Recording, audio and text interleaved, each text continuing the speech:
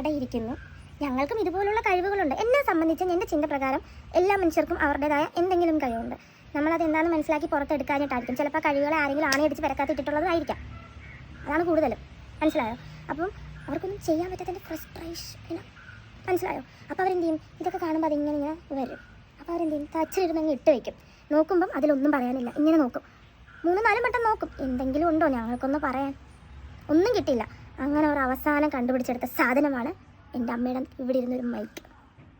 അതായത് സ്ക്രിപ്റ്റഡ് ആയൊരു സാധനം, ഒരു കോൺക്രീറ്റ് ചെയ്തൊരു സാധനം, അതിൻ്റെ ക്ലൈമാക്സ് വരെ കണ്ടിട്ട് അത് സ്ക്രിപ്റ്റഡാണെന്ന് മനസ്സിലാക്കി കഴിഞ്ഞപ്പോഴും അവരിപ്പോഴും ആ ഒരു ഇതിൽ നിന്ന് വിട്ടു മാറുന്നില്ല.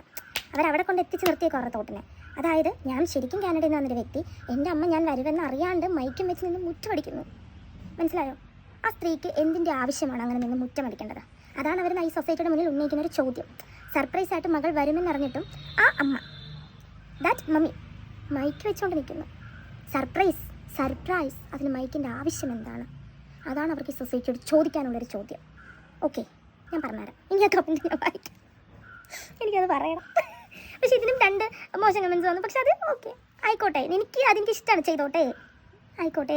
പക്ഷേ ഇതിന്ന് എനിക്ക് പറയണം. ഇനി അത് മനസ്സിലാക്കാനുള്ള ബുദ്ധി അതില്ലാത്ത മനുഷ്യരാണെങ്കിൽ ഞാൻ പറയുന്നത് കേട്ട് മനസ്സിലാക്കുക. അവർക്ക് വേണ്ടി ഞാൻ പറയുന്നു.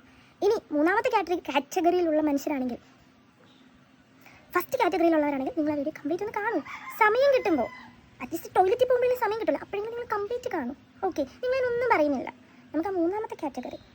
ഓക്കെ, 2ാമത്തെ കാറ്റഗറിക്ക് വേണ്ടി ഞാൻ ക്ലാരിഫിക്കേഷൻ തരാം. 3ാമത്തെ കാറ്റഗറി എന്ന് പറഞ്ഞിട്ട് കാര്യമില്ല. അവർക്ക് അതേ അറിയുള്ളൂ. കാരണം അവരുടെ എല്ലാ കഴിവുകളെയും അവർ സ്വയം അല്ലെങ്കിൽ മറ്റുള്ളവരാൽ അടയ്ക്കപ്പെട്ട ഒരു വീടിനുള്ളിൽ അല്ലെങ്കിൽ അവരുടേതായ മറ്റ് ബാധ്യതകൾക്കുള്ളിൽ അവരിങ്ങനെ പെട്ട് കിടക്കുന്നു.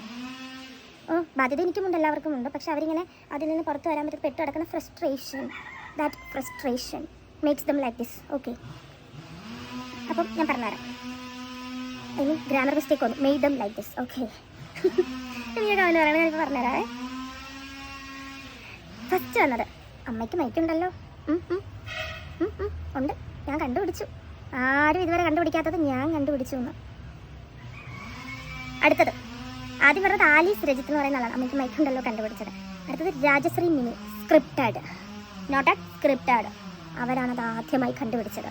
ഇത് സ്ക്രിപ്റ്റഡ് ആണ് നിങ്ങൾക്ക് ആർക്കും മനസ്സിലായില്ല, പക്ഷെ രാജശ്രീ മിനിക്ക് മനസ്സിലായോ? നിങ്ങൾക്ക് മനസ്സിലായോ?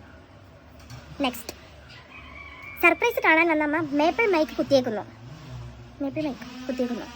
അതും ഇതുവരെ ആരും കണ്ടുപിടിച്ചില്ല. അദ്ദേഹമാണ് നിസാം മാവുങ്കൽ കണ്ടുപിടിച്ചിരിക്കുന്നു.